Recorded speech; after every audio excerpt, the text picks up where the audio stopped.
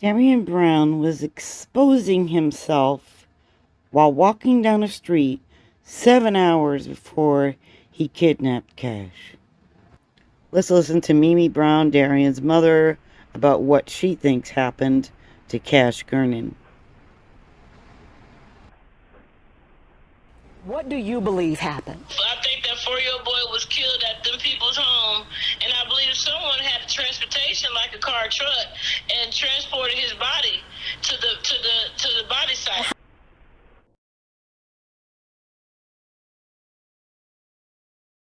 I'm sorry, what? We've been calling and showing video to the He was walking down our street. We called on Friday at 6:44 p.m.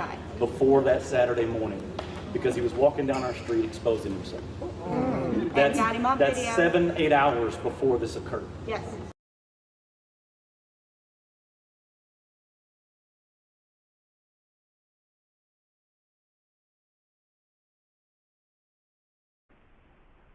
What do you believe happened? I think that 4-year-old boy was killed at them people's home, and I believe someone had transportation like a car or truck and transported his body to the body site. How do you know this family where the little boy had been staying? My kids only know the other ones that stay there, but they don't know the 2 4-year-olds. Have you been able to speak with him since he was arrested? No, ma'am. I have not been able to speak to him nor see him. Not at all. And that's why I'm so furious. How difficult have these past couple of days been for you? Very difficult. Very difficult for me. I can't eat, I can't sleep, me nor my husband or my kids.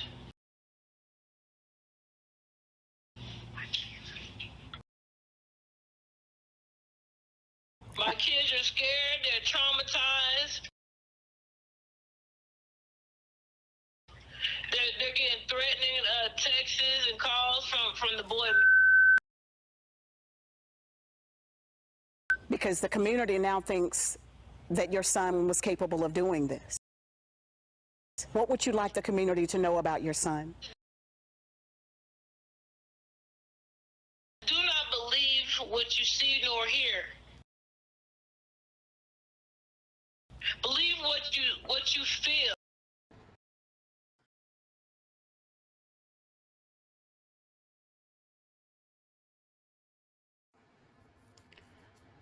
So Dallas Police Lieutenant Carrie Wise told a community meeting, once they get forensic evidence back, Brown will be charged with capital murder. There's no doubt that he took him, and as soon as they get the lab report back, there will be no doubt who killed Cash Gernon. Darriynn Briwn is the only person police believe responsible for the killing. She assured residents Brown acted alone. There is no accomplice. There's nobody taking pictures through the window, you know. He was not wearing an ankle monitor, and that he knows Monica Sherrod and her son. He broke into the house through a back door near the boy's bedroom. Police are upset that Monica Sherrod gave surveillance to the Daily Mail. I'm sorry, what? We've been calling and showing video to the He was walking down our street. We called on Friday at 6:44 p.m. before that Saturday morning because he was walking down our street exposing himself. That's 7-8 hours before this occurred. Yes. This is surveillance video of Darriynn Briwn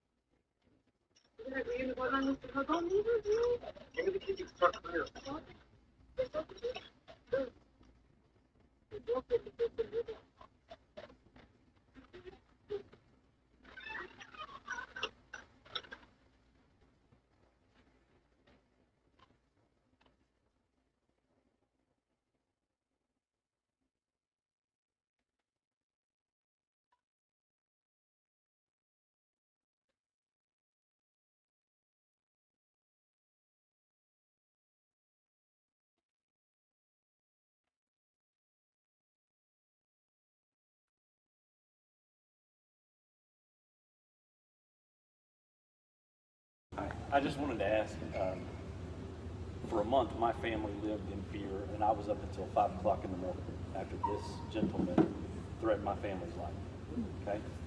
So that was a long time for me to be under that duress, to find out that this occurred as well.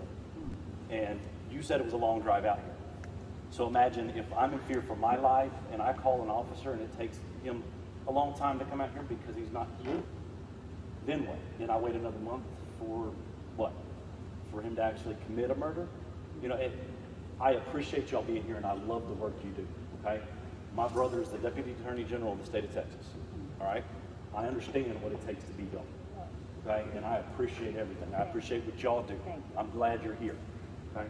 But it doesn't take away the fact that I have lived at a heightened sense of awareness for a month in fear of my family having happened to them what occurred to this child. And I don't know what, you know, then I hear, okay, well, he was apprehended on the 27th.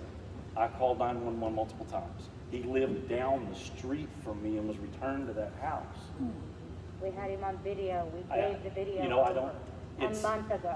The question inside of me is, you say you want to help, and these are great words, okay? How? But how? Because this did happen, and it's not like it came out of nowhere. And I guess that's the question I'm asking is, why did it get to this point? Because I know everybody here is asking that question.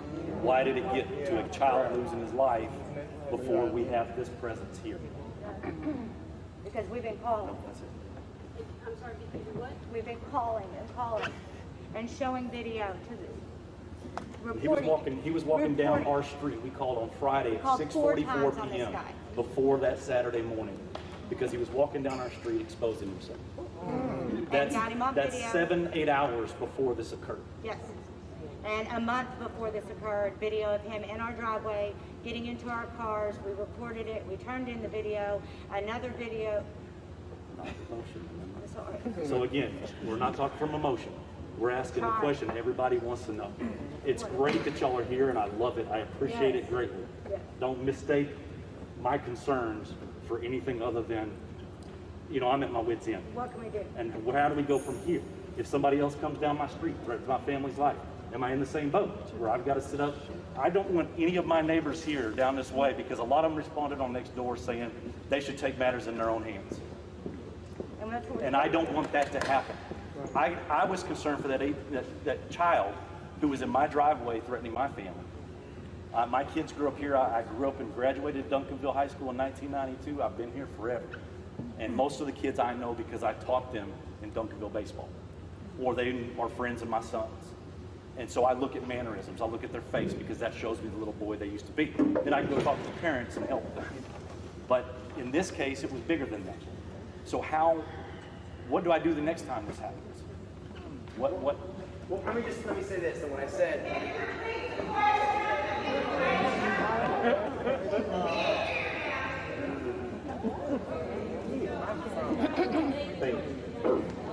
off of Boston Jeep, so it's a little bit further than where your station is. So you do have a response that comes out, and they do a great job. I'll say this: we need to work. We need to continue to work together. And here's what I say, and why I say that is, there's going to be times you're going to call the police, right? We're going to go out. We'll deal with the issue, but that doesn't mean that individuals aren't going to come back. We have to remain vigilant. There is no secret remedy where, unless someone does something extraordinary, where they're going to be taken from the community and not come back at some point.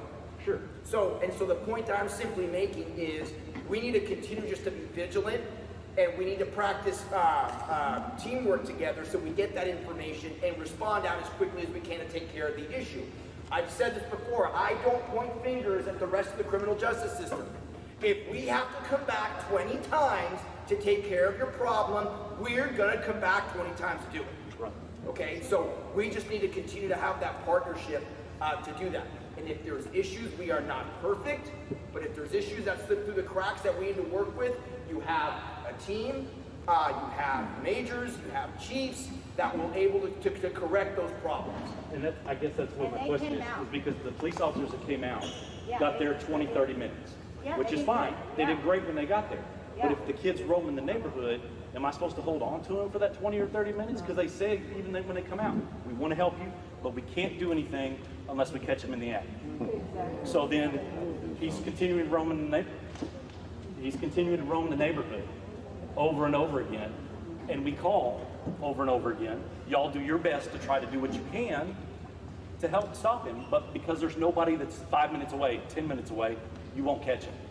So that's the question I think I want to answer, is how do we get to that point where we can work together? Because we were trying to stay vigilant. Well, you said you had cameras, correct? Yeah. Okay, well, I mean, that's helpful. I'm not quite sure what conversation you had with the officers that responded. If you have evidence of wrongdoing, that's something we can use. Absolutely. Okay. And so I don't know in your particular case what occurred, but if there's evidence that we can use on a crime that happened, we can't do anything unless we catch them in the act. It depends on what occurs, but that's not necessarily accurate, right? So we need to know that. And now, especially as we have these meetings, this is information that we take back to the station with regards to areas that we have. It'd be great to know where there's video surveillance, who's got cameras, where can we work together so that we know if something happens, we know to go here because we know that we may find some evidence there to help us with the crime. And I know I worked with Detective Erzamina. Is that how you say it? Is that right?